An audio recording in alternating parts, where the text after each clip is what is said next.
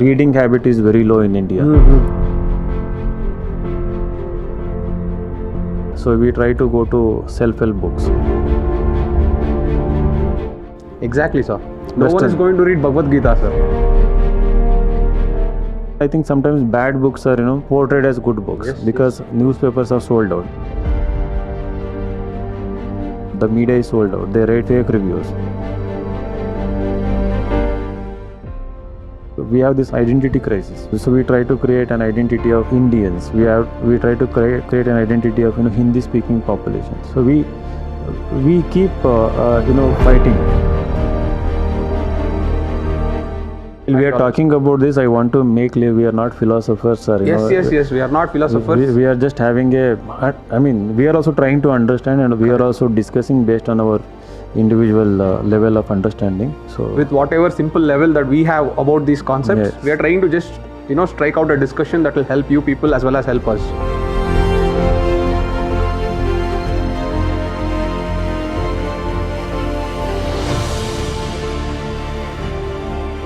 Hi guys, welcome to the second episode of A Little More Light. We have with us our guru, our master, Vinay sir with us. Very warm welcome to you, sir. Thank you so much, Sudeep. Today, the topic of discussion that we will be doing is ideologies, philosophies and principles. Last time we had wonderful conversation. So excited to have another wonderful conversation today. Thank you so much, sir. And it's indeed a pleasure to all the insighteens who are tuning in today. I hope you people will learn some amount of content with this that you can use in your exams as well as in your life. So today, ideologies, philosophies and principles is a very broad concept. So in that, we'll try to keep it very simple. We'll try to keep it very relevant to your life and the students' lives. Okay. So with that, sir, so today we are talking about ideologies, philosophies and principles. So basically, let us talk about these principles and ideologies. Let us talk about how it's influencing us, our behaviors and our actions. And more importantly, what is the relevance of these ideologies and principles in the current day's time, especially in an Indian society. So coming to you with the first aspect that I want to talk to you about is, what importance do you attach for these ideologies, philosophies and principles in shaping an individual's identity? You can take your own personal ways of dealing with it and let us know, sir. Yeah, right. So as we know, principles, they are more individualistic. So they are more personal, right? Correct, so sir. I have my own principles. And ideology, it depends under which environment we are growing and we have grown up. Political ideology can influence us. Certain religious ideology can influence us. And when it comes to philosophy, one can have personal philosophy based on their principles, as well as if they have read Western, Eastern or Indian philosophy, they can adhere to certain philosophy. Correct, sir. There is also political philosophy, moral philosophy, right? So their philosophy is attached to all of the disciplines in the life. So when it comes to my personal life, I've been influenced by Jiddu Krishnamurti philosophy. Basically, what he says is that these ideologies and these religion principles. So basically, what they do is that they imprison us in a way that they don't liberate us in terms of our individualistic thinking or creativity. So when you stick to particular ideology, it becomes difficult to think beyond that ideology, because that ideology is nothing but certain framework. That ideology wants you to stick to certain factors within it, certain rules within it. So then what happens? You are scared to think beyond. Okay. Or even if you are not scared, even if you don't have fear, you have limited your thinking. You are not giving any work to your brain because you think that is the truth and that is the reality. So in being influenced by his philosophy, because philosophy is not like that. Philosophy is more about asking questions, Correct, exploring the world. Correct. What we call epistemology, or going to the root of everything, to know the fundamentals of everything, asking the questions for unknown questions. So when I read and when I heard about this philosophy, I was actually influenced. And why I was influenced, in Navodaya school, we had a chapter, by Jiddu Krishnamurti on education. So at that time, it had impacted me, his very idea of education. So his very idea of education was, again, liberating, giving freedom to people to learn whatever they want without restricting them. So I had actually liked it. So then as I entered into UPSC preparation, internet came, we were able to watch videos. I was able to read few of his books. So then I stopped believing in any particular religious ideology or strictly adhering to any political ideology as well. Correct, sir. Right. So that is how, whereas principles, they keep changing, as my maturity level grows. And I think similar experience maybe for you also, for others also, right? So principles, maybe with respect to, maintaining time discipline, for example, being on time, I try to maintain as much as possible. And giving time to family. Correct. That is one principle. Personal life I truly believe in. I want to give more time to families. I don't compromise with that. Similarly, giving time to students, institutions, and these are some of the principles which impact my day-to-day happiness or satisfaction. I try to maintain them. So otherwise, I'm not much of a disciplined guy. Fair enough, sir. So what you're trying to tell is there is philosophy is exploration of the truth. So with the exploration of the truth, we'll be able to set up our own principles in life. Correct. So principles are more individualistic, which gets influenced from the different philosophies that are there in our environment. Yes. And at a broader level, we have ideologies. So what you're telling is ideologies are more inhibiting rather than facilitators. True. So you feel that, sir, but what about this? If there is no ideology, don't you think that there is going to be an identity crisis for an individual when that person is still in a formative stage? You're able to understand that ideology is inhibiting, it constrains the innovation. But in the formative stage, don't you think that ideology is the one that will shape an individual's identity, sir? That gives a sort of security for that individual to feel that they are there in their own, environment, which is their own. Again, with respect to identity, personally, again, I don't believe in identifying ourselves based on certain ideology. Okay, sir. So that is also kind of limiting your own individual growth or capacity. Correct. Right. What you can explore, the inner potential. So those who are trying to get certain identity, so I think it should be based on, for example, what are the identities we have? For example, one in the Indian context, the caste identity. Correct, sir. Right. And then language identity we have, the regional identity from where we come, religion. Correct. That is also an identity we have. And when I'm in Karnataka, what is my identity? So I am not identified as Kannadiga. Okay. So within Karnataka, my identity is that I belong to certain caste.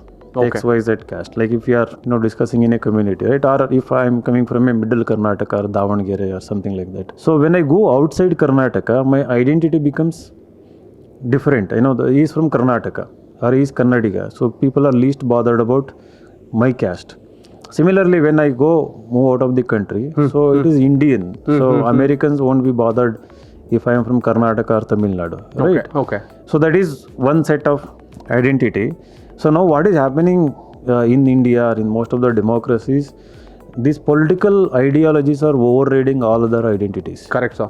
So when you go to village, there is this, BJP faction and then Congress faction. So in fact, I have seen people, naming based on which party they have, subscribed to, party's ideology. Correct, so it is becoming predominant that, society is getting polarized, divided. But within them, we have these sub-identities. So all these identities, I believe, are not good for humans. Okay, sir. Right. We have to discover our own identity. Like identity based on profession, it can be like an artist, a teacher, as a painter, as a some other professional. So we are not giving adequate time to exploring ourselves. So that identity has taken a complete backseat. So I think the growing individualism maybe towards in that direction. But again, that it's a very complex situation. I understand, sir. So basically what you are telling is that political ideology is taking over the different realms of Indian society. Plus the religious ideologies. That is also plus the religious ones. Okay. But what I was getting at is Western society is already there. For example, if you take USA, so whenever you go to any place in USA, you have the Republicans, then you have the Democrats. So basically what we are trying to see the two factions in the Indian scenario, that has happened long back in the Western society. So are you seeing the same thing happening in Indian society, or is it something different? Unfortunately, it is happening. It is happening because if you look at political scenario in village, during the election, all other identities melt down. Right. So the decision of a voter ultimately rests on which political ideology the family members, the majority of the family members or head of the family member is subscribed to. Right. So that we are seeing, but thanks to our country being very diverse, and I think it will take many more years. But still people vote based on the caste lines that we Correct, are sir. seeing, in the more backward regions we are seeing that.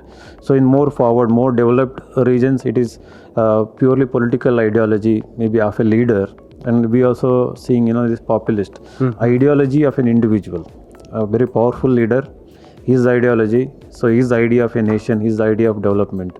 So that is also in a way Inhibits. Yeah.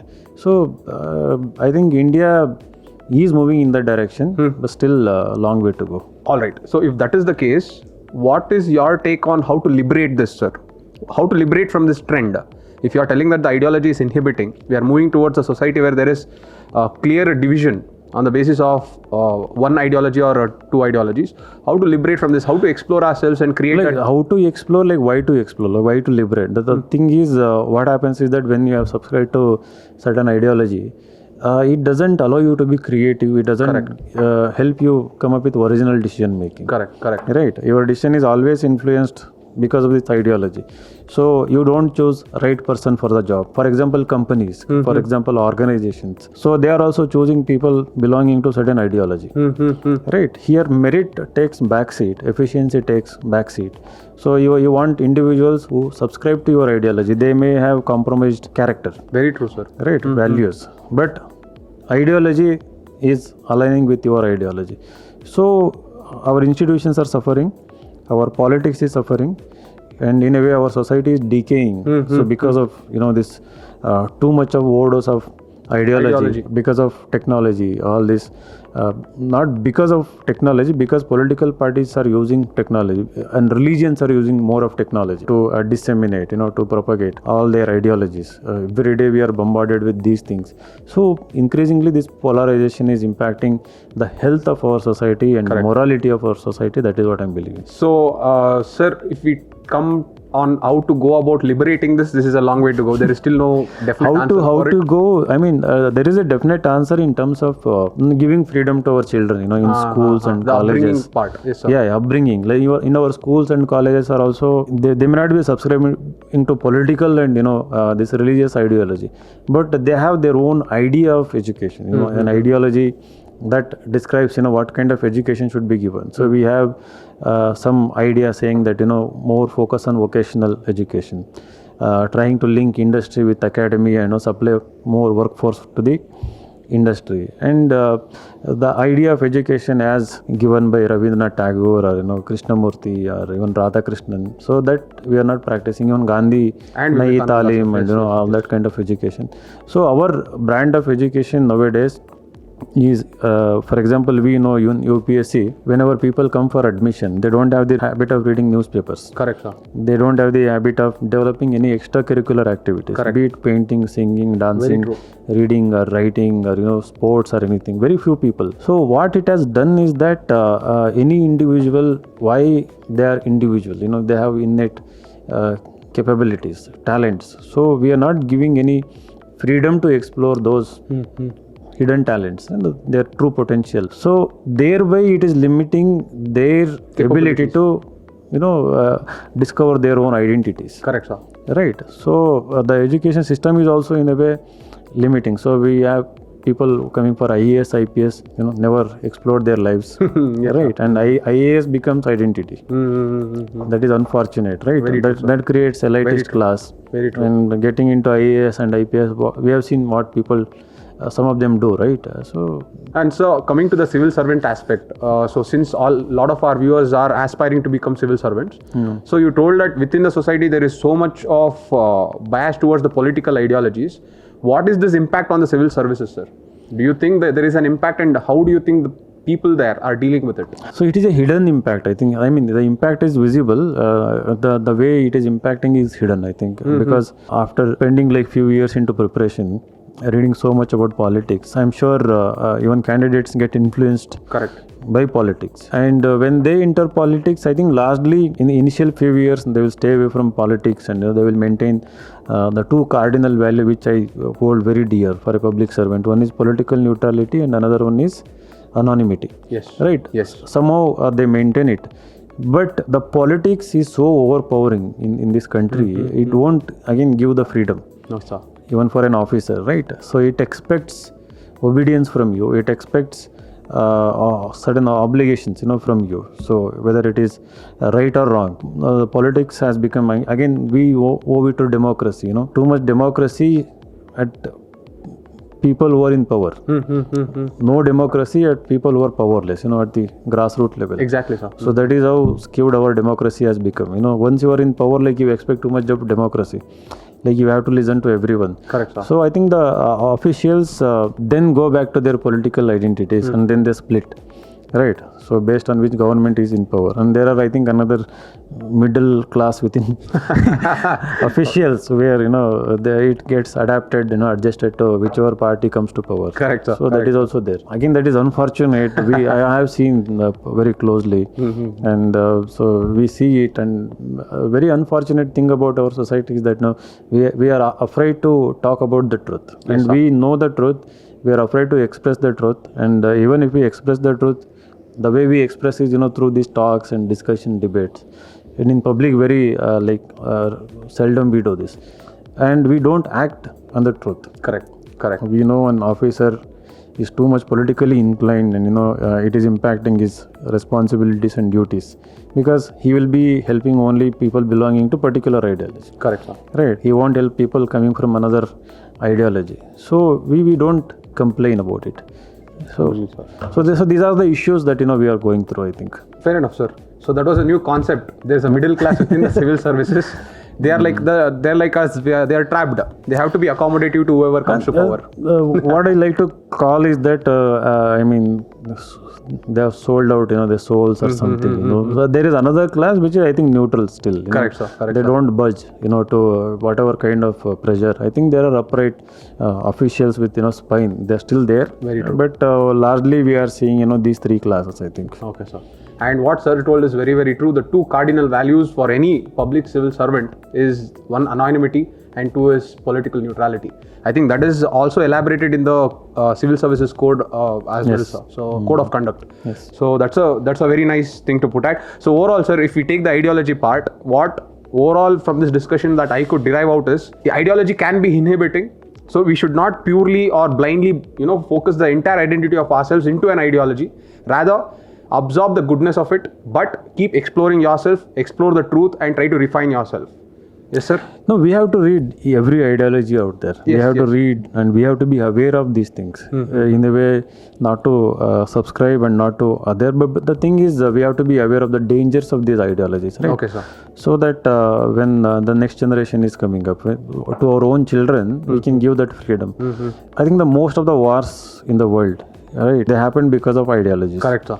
Ideological differences. Correct. Right. The most of the again, terrorism is also kind of ideology. Yes, sir. Fascism, extreme we have fascism, communism. Communism. Yes. Right. So what they have done is that their impact has been immense. The scale of their impact has been global. Right. It is not like very local impact. So some ideologies take the shape of universal. They become universal ideologies, right? Communism, for some time it was universal. Then came the capitalism, and we are seeing what is happening with the capitalism, right? For capitalism in consuming everything, right? Capitalism makes people consumerist, but it itself is consuming politics. Definitely. It is consuming religion. It is consuming individual identities. It is consuming individual conscience. People don't act based on the conscience. Correct, sir. They act based on what others perceive about them. So all these Instagram, Facebook, they are thriving because they cater to one's need to Be in the spotlight. Or project oneself as a better Perfect human person. being. So this is all impacting our individuality. Very true, sir. So coming to the next aspect of it. So ideology overall, I think you people have got a clarity on what is it, how is it influencing us, and what should we do as an individual to deal with this. And again, while we are talking about this, I want to make clear we are not philosophers. Or, yes, we are not philosophers. We are just having we are also trying to understand, and we are also discussing based on our individual level of understanding. So with whatever simple level that we have about these concepts, we are trying to just strike out a discussion that will help you people as well as help us. Correct. So to come up with some innovative ways of discussions. As Sir has put forth the middle class of the civil services, that was a very, very new concept to me. But anyways, so this is the ideology part. So now coming to the philosophy aspect of it. So philosophy is all about exploring the truth. So we can say that there are a lot of philosophers in the East, there are a lot of philosophers in the West. So if you try parallel with the West and the East, so in the current age time, do you think that there is a balance, or do you think there is a overlap of the Western philosophy over the Indian philosophy, sir? So again, when it comes to political philosophy, it is totally Western philosophy.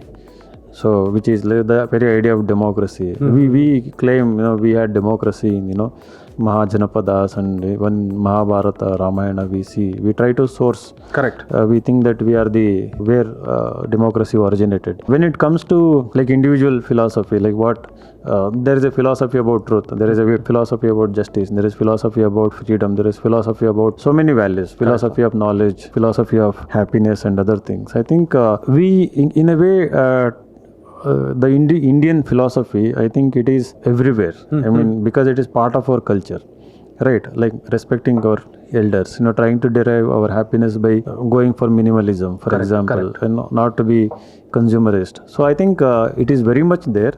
But the thing is, it has become a trend, what do you call, to quote Western philosophy or to follow Western philosophy. So as part of everything that is westernized, right?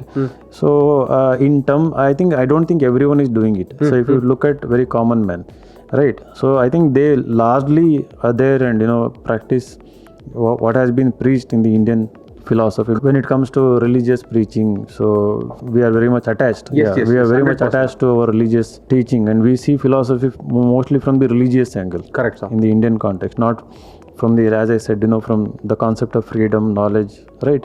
So going by that notion, I think Indian philosophy is very active and alive at common man level. And when it comes to more educated and more learned people, because maybe they want to explore more, so we see more of Western philosophy, either like Stoicism, for example. Right, nowadays if you look at Instagram reels or something, we see Stoicism, right? So Stoic.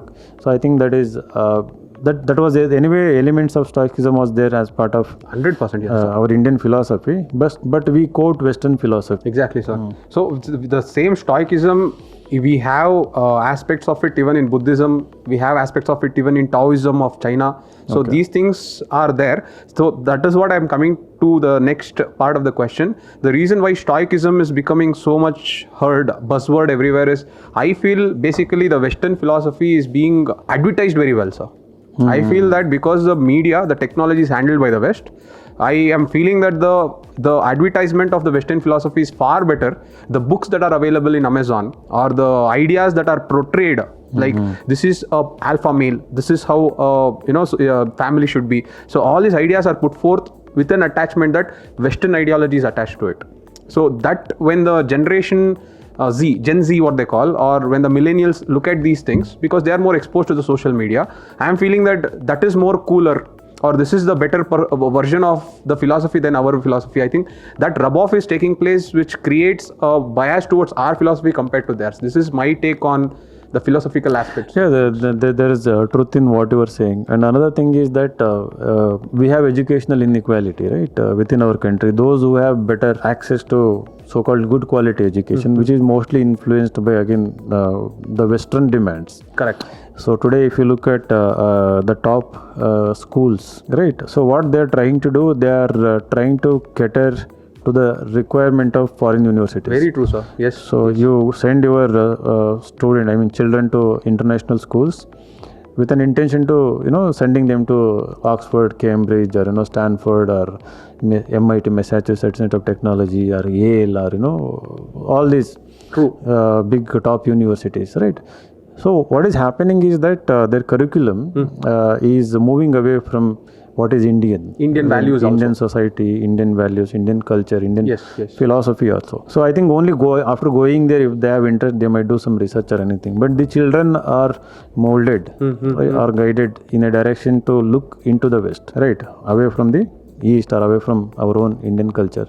So that is maybe another reason. And as you said, the most of the platforms where we are exposed, to the outside world, are the products of the Western culture, right? Yes, sir. Instagram, Facebook. So I think Twitter. So what happened? Usually, what happens in the internet? So when you pioneer something, the huge content that is created is always by the people who use it most. Correct, sir. For the first people who use it most.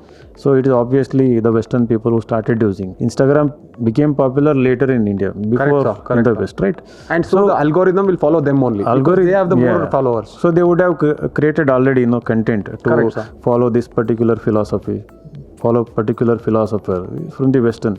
So only later we start adding our own, our own gurus and teachers who are prominently, like including Sadhguru, or I think in the recent times they are coming into limelight and they are also adding their wisdom and content. So I think a large population by then would have influenced by that kind, right? So that is also there.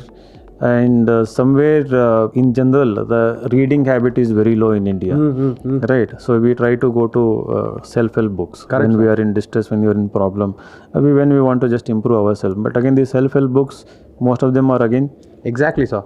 No one is going to read Bhagavad Gita, sir. Yeah, right. There is everyone who is going to read Atomic Habits. Everyone is going to read, a book which is more inclined towards the West. Correct. But we have all the solutions here. But since the advertising is much better, we follow the herd mentality. Like what is prominent in the market, what is prominently displayed, through these algorithms. So we go for it.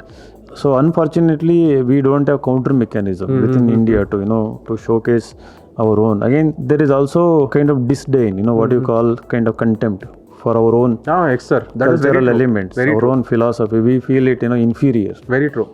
Right. So again, there is no good or bad philosophy. There is no superior or inferior philosophy. Yes. So we should have an open mind, learn, and we don't have to accept everything, right? So ultimately, what I was trying to say in the beginning, we have to go by our own individual understanding of these philosophies and principles. So to explore the maximum potential that we have within ourselves. So if some philosophy is trying to limit it, discard it. So move to another philosophy which can give you more freedom and happiness. So sir, what you told as a concept of pioneering effect in social media, that definitely is very valid, because obviously they will have that lead already.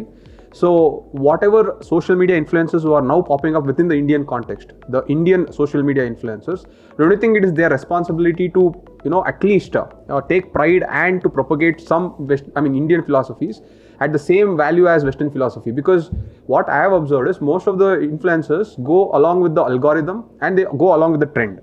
So if some philosophy is making a lot of news, they make sure that they also make a video on that so that the views increases. But it is fine. I know, I can understand that it all depends upon the views that you get, the likes that you get. But don't you think there comes a point where you have to, take it as a responsibility to, advertise or to put forth our philosophies to the youth who are going to watch it? So I think there are few things here, right? So while you were asking question, I was thinking about it. So why do they do this? So one is basically they are catering to the needs of their audience. Correct. Right. They are not doing it for themselves, their own satisfaction. They are doing it for the audience. Correct. So they might not have read the Indian philosophy, or they might not be aware of it. Even if they are aware, so basically it is driven by to gain more likes or more engagement. And also I think the thing is what we call hypocrisy. So right, we recommend something and we practice something else. Very true. So that we see every day, everywhere. Yeah. So the reason why I think these people do this, one is they are catering to the needs of the others. Secondly, they, while trying to cater to the needs of others, they have forgotten to discover their own best, I think, right? Maybe by reading our own philosophy or whatever it is. It can be philosophy or it can be anything. So the focus, when it is try to show off, there is less focus on self-discovery. So individual conscience is getting impacted. So they're not true to their conscience when they are telling something to the public. So if they are recommending top 3 books, it is not just because they have read it. It is also against the trends. It is because of the trends. What the public is demanding. So this is what it is doing is that this is harming in a way all individuals, even the society. It is taking us away from ourselves. Very true, sir. Right. So everything becomes superficial. Everything is to attract the attention. So what is happening? That the core is decaying. The core is becoming hollow. The core is emptying out. Correct, sir. So on the surface, everything is glowing. So I think these influencers, they are capitalizing on this particular trend everywhere. True, sir. And one more aspect of it is we one lack the habit of reading, and one more aspect is we also have a dearth of authors who are digging into the Indian philosophies and who are coming out with more innovative ways of propagating it. For example, as you had told in the breaks, Ikigai, it is one of the very famous book of Japanese philosophy. It has become very famous even within India. But we have so many enriching philosophies like that within India. You take the Vedanta philosophy, you take the Dharmakaya philosophy of Buddhism or the Jainism aspects. There are so many different, very, very enriching philosophies. Unfortunately, I feel that there is lack or dearth of authors to give it innovative touch to it. So what I'm thinking is that instead of saying lack of dearth of authors, I think they might have written in this the way marketing works presently, sir. right? To sell a book, to market a book, it takes huge amount of money. Very true, sir. It takes backing by influential people, celebrities. So I think those who do not have access to such kind of things, even I think sometimes bad books are portrayed as good books because newspapers are sold out, the media is sold out, they write fake reviews, and there are companies who can write thousands of reviews if you give them money, right? Correct. So I think all of them might have masked, hidden the real talent. They might have written book that may be decaying in some shelf in some bookstall or something, and they might have written such kind of things. These publishers may not be coming forward to publish them. So I think looking at billions of people, I think so what I see is that talent is only increasing, right? We cannot totally generalize, it is superficial. So there are people who are doing research, because some people will always be driven by interest and passion for something, purpose. So the thing is, the world in a way caters to it is well suited people who know how to market themselves. So I think we are not able to see them. So I think for that we need separate research, I think, right, to identify such people and their work and to start marketing them. So one analogy I can give, in UPSC people read about this tribal art and tribal products, I think. Correct. So they are also quality products, more products of more utility. So I think once we started marketing them, people started coming to know about them, right? So I think that is what we need to do. And this is again not about Indian or Western philosophy. It's about ours is also good, theirs is also good. Correct. But whatever is good, if it is equally highlighted everywhere, so I think then it becomes good for entire society. Very true, sir. That is the ideal scenario that we want to get to, where the best of all comes together and it creates that syncretism. Sir, one more aspect, since we were speaking about the marketing aspect, do you think the Indian mentality, the Indian culture, if you take the Indian philosophy and Indian culture, it has never facilitated marketing as a important part of life? Because showmanship is something that is not celebrated in India. It is more, we are more towards collective, where we share each other's problems and good things, but we never act. One person showing something great is something that is not celebrated in India. Do you think that is something of a reason why Indian philosophy has not marketed itself in the entire globe? So yes, I think this could be one of the, I have thought about it actually. So if you look at our history, we never wrote our own history. Very true, sir. Very true. We never wrote our own history, right? I mean,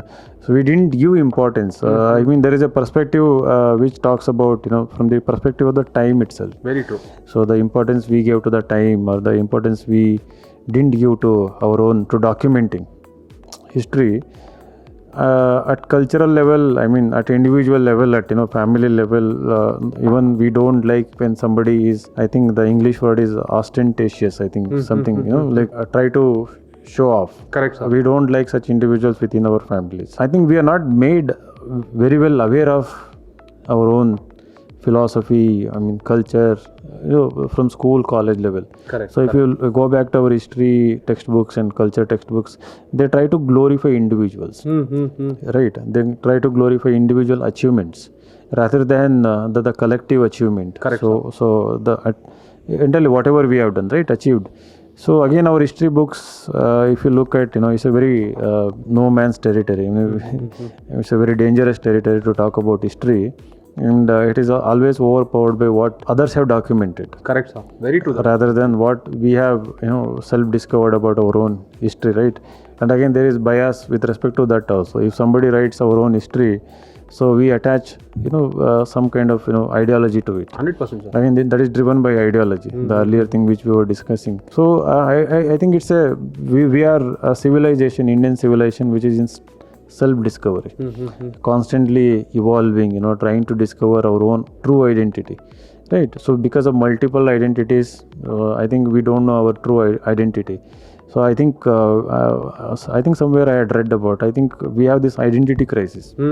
Indians, we have identity crisis. So we try to create an identity of Indians. We try to create an identity of Hindi speaking population. So we keep fighting. I mean, there are conflicting things, right? I mean, one try to impose one identity, and we want to retain Correct. another identity with which we have an attachment. So I think this thing, the internal conflicts, if I can say, has not given us time to evolve some kind of national consciousness or something, which happened during the freedom struggle. Correct, sir. So there was a common enemy, and we were able to evoke, create awareness, right? So that awakening was there. So now I think it has become complex. So every man is an island, every individual is an island. Every culture tries to overpower other culture within the Indian subcontinent. I think it has created complexity, even for governments to come up with a proper textbook, or to come up with its own version of history. Correct, it has become difficult. Correct. Fair enough, sir. And sir, basically Indian philosophy has always balanced itself. If you take the words of Bhagavad Gita, or if you take the words of Swami Vivekananda, it has always balanced itself with spiritualism and materialism. It has never emphasized one over the other. But the problem what is happening with most of our youth is, unfortunately, spiritualism, when you tell about spiritualism, they attach it to religion. Because spiritualism is something far beyond that. So that is a realization I don't think the youths are getting to, or they are getting the clarity of that. What do you think about this, sir? Spiritualism. So spirituality is more, again, personal, right? Again, it is self-discovery. Spirituality, discovering your own spirit, right? What is that spirit about? What is your true nature? So we try to, there was a essay topic, I remember, so spirituality is outsourced to technology, right? For example, we try to be spiritual through technology. We are outsourced, again, we try to, as you rightly said, we try to discover about ourselves in the name of spirituality through religion also, right? Maybe through chanting and through following certain scriptures. So I think there is no fixed way for it, the spiritual awakening. One can travel to a distant place and be spiritual, discover the true self. So one can follow their passion. It can be hobby, interest, or something. Through that, they can be spiritual, and one can be perfectly fit into a job and be spiritual. It need not have any religious colors to it, right? So as you said, in India it is happening, because the so-called spiritual gurus, they are basically religious gurus, right? In the name of religion, in the garb of religion, they are trying to sell spirituality, and they to sell courses also, right? It has become a big market. True. Commercialization of spirituality in India is a big market. I think it should be, as I told you, we should go back to our childhood, right? Give freedom, like let people discover at that age what they want to be. Correct, sir. Give them freedom. If they want to become astronaut, let them become. If they want to become painter, let them become. If they lose interest, if they want to change their career. So we don't have that freedom, we don't have freedom to change our career. We don't have freedom to take risks in our life. So everything is conformed to certain rules and regulations. Maybe because of religion, because of our own culture and our own society, how it has evolved. It's a complex mix of, things in India. So basically, what we would like to tell is the basic personalization of spiritualism is people like APJ Abdul Kalam ji, or Rabindranath Tagore ji, or Mahatma Gandhi ji. So these people are actually spiritual, and they are the actual examples of what spiritualism is. Exactly. So they're not attached to one religion, or they're not telling that religion is equivalent to spiritualism. Yes, religion is definitely a very good part of it, but spiritualism is far beyond religion is just another medium. Yes. To attain spiritual awakening, or spiritual knowledge. So yes. the APJ Abdul Kalam, I think they are the true spiritual people, definitely. And also, sir, so India has always maintained that culture. For example, if you go to any hospitals, the first thing that you're going to see within an hospital, though it is all scientific and medical, you're going to see a Ganesha idol there. So that shows that there is a respect for that spiritualism within that hospital. That shows that there is a respect for all spirits within that. Or if you take the recent incident of ISRO scientists, before the launch of the rocket, they went to the temple to make sure that the prayers are done. So that reflects spiritualism. That need not always confine itself to the religion.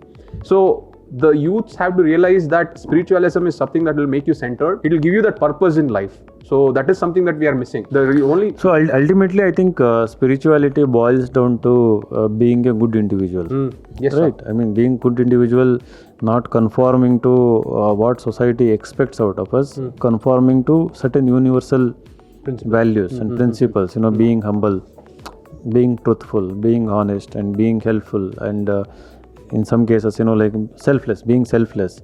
So I think the spiritual journey is to discover the goodness within us, the good values.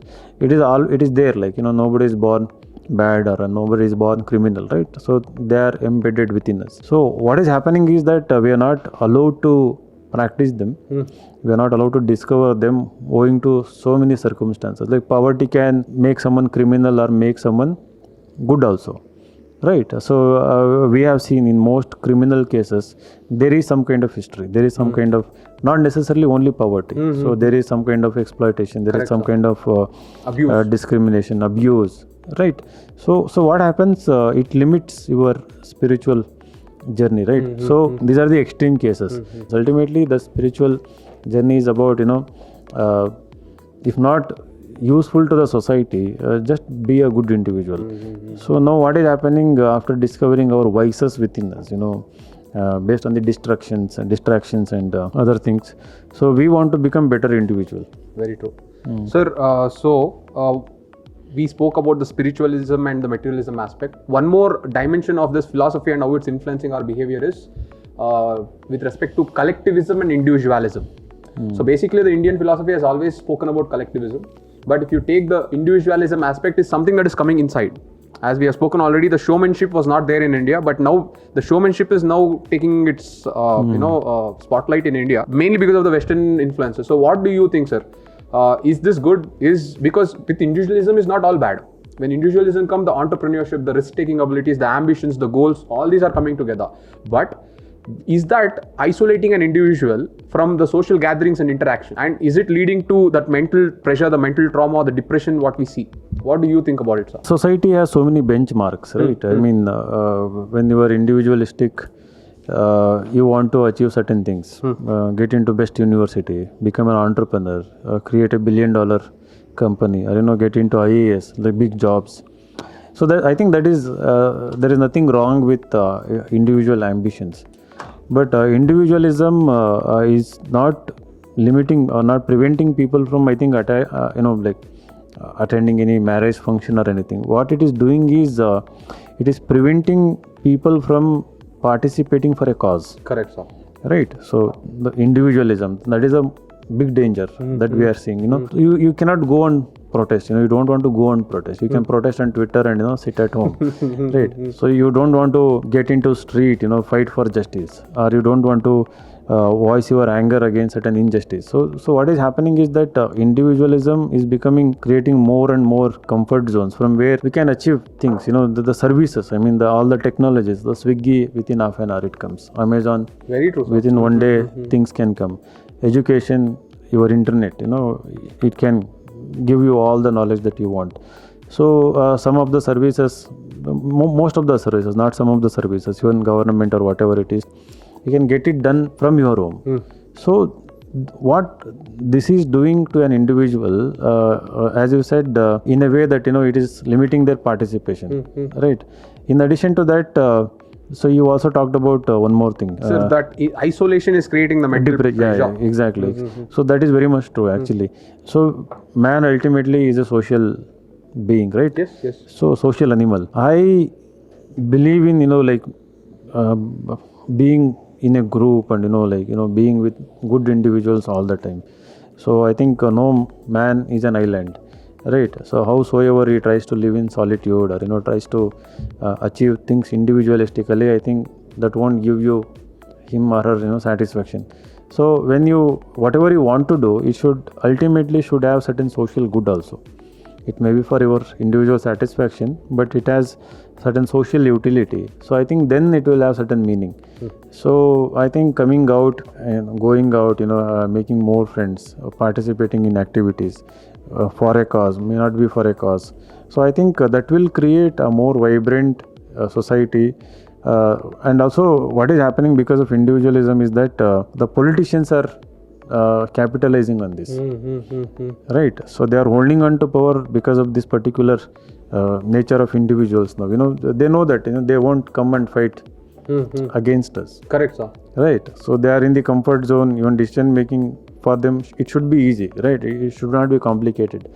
So in urban areas, you see the lowest voting turnout. Right, it's not because of sunlight or it's not because of anything. It's because of this cynicism, they have developed, right?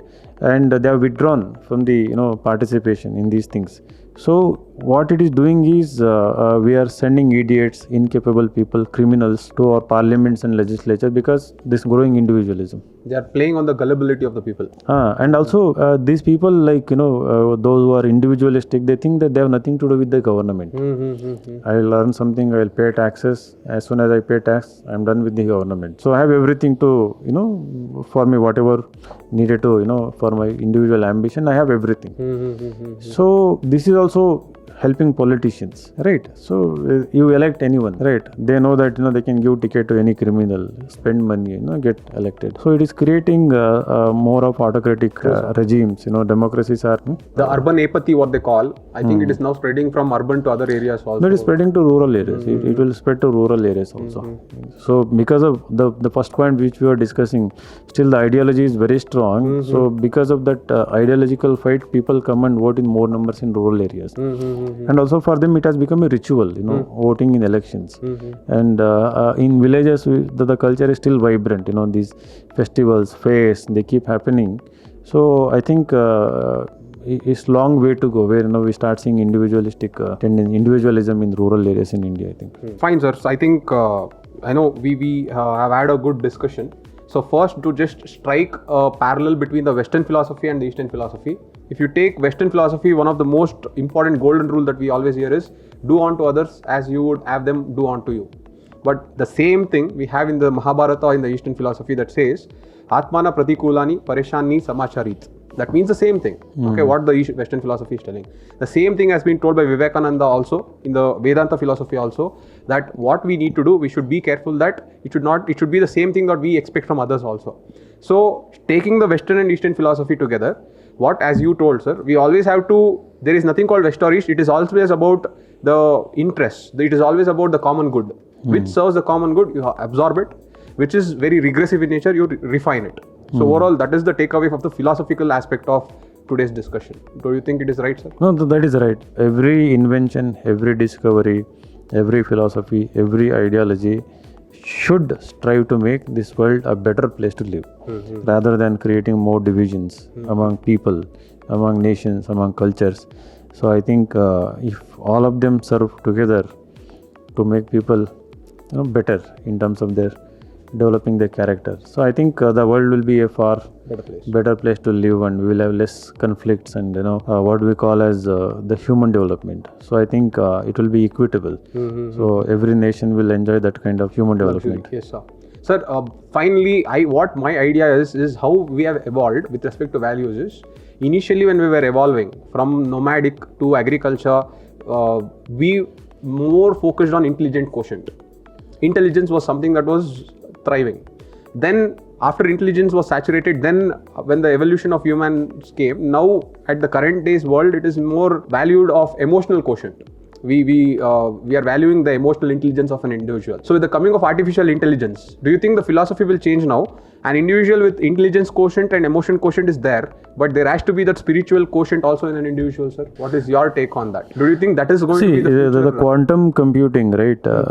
Quantum computing still, I think the research is going on. They are trying to create a quantum computer, right? The workable one. Correct. So I think when it becomes reality, so what we call superposition, entanglement in quantum computing, so they will help computers and artificial intelligence evolve in such a way that they'll start emoting. I mean, they will have emotions. So emotions and intelligence is taken care by the computers. So when we differentiate ourselves only with the spiritual aspect then. Exactly. So when computers start show emotions, start showing emotional intelligence and maybe develop consciousness also for a period of time, I think to compete with them, so we won't be competing with getting tasks done, or that is where we are using computers to get things done fast, swiftly, in a large scale.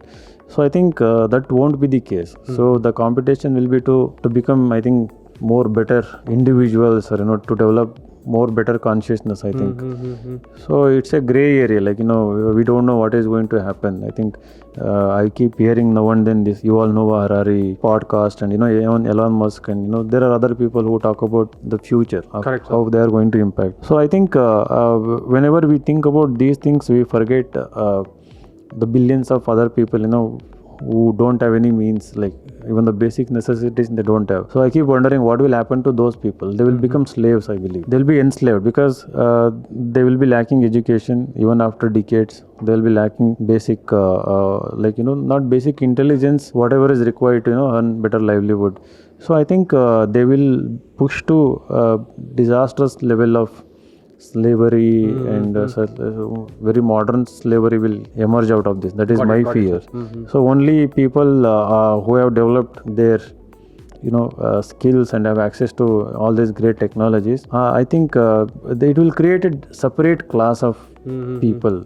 Yesterday I was reading a tweet from a Canadian lady. She is Indian, and her tweet is about other Indians coming to Canada. Right now, 70s, 80s, her parents came, and they were people of class. They came for education, and they spoke English. They developed etiquette, the Western etiquette, and cleanliness. Right. So she was saying that nowadays we see the rural people, rural Indians coming here, spoiling our beaches, not maintaining cleanliness.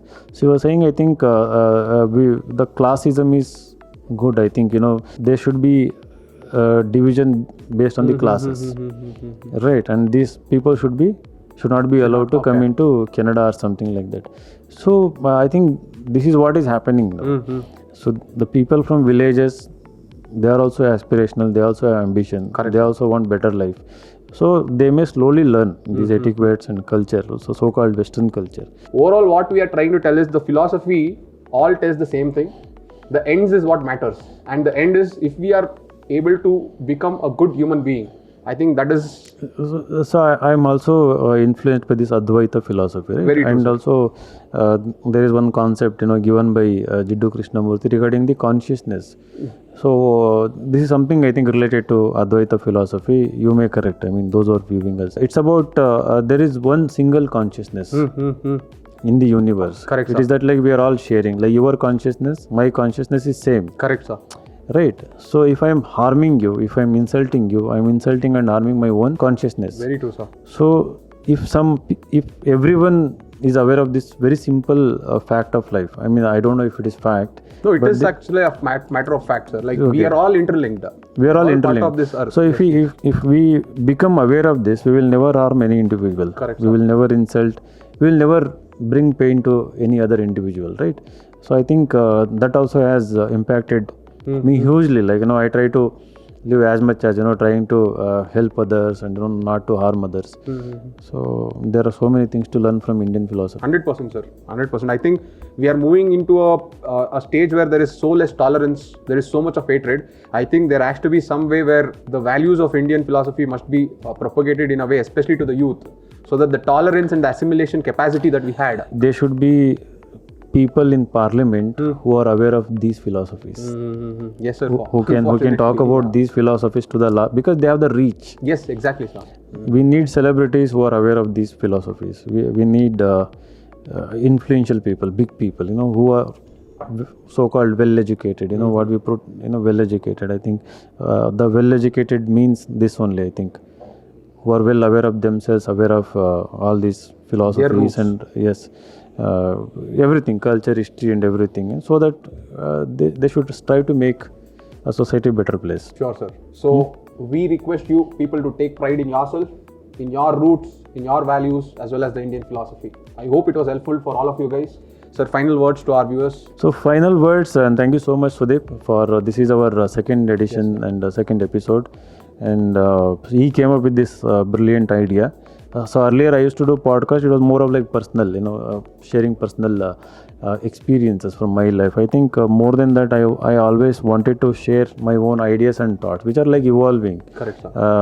I don't think these are like so matured or anything. I think they are still evolving, as we understand. Conversations like this give us opportunity to understand our own shortcomings as well as what we know best, and sometimes they bring the best out of us also. Very true, sir. So let us continue to do this, and I hope you will come up with another very interesting and thought-provoking topic next time. Thank you, Sudeep. Thank you. Thank you so much again, sir. And thank you guys. Please tune in, like, share, and subscribe. Thank you. Bye.